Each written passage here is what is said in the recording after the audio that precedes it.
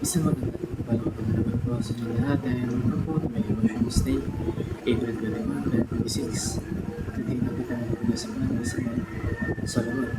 Why pray for wisdom? Ang first na nalakad this day is from 1 Kings chapter 3 verses 5 to 13.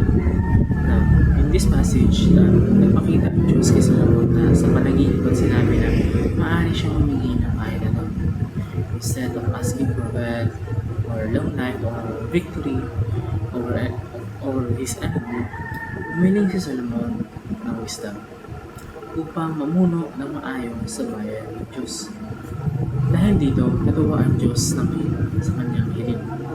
Hindi lang niya ibinigay ang karunungan, kundi dinagdagan niya pa ito.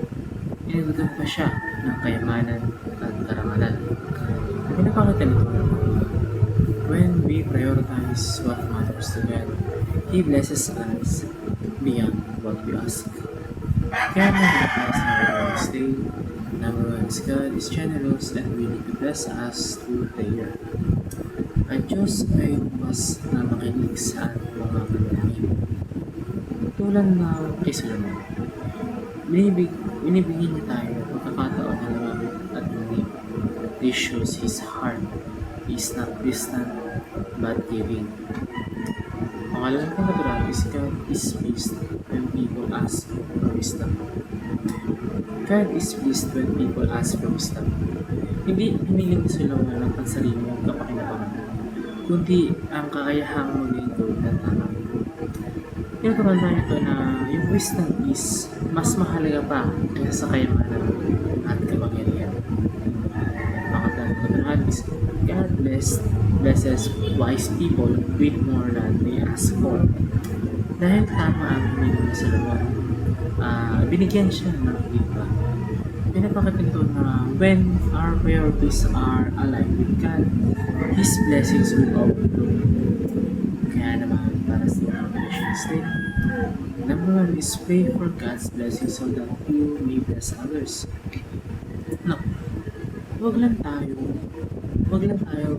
willing na pansarili lamang. Kung tayo manalangin kung tayo lang yung makikinabang. We should ask God to use us as a channel of His goodness.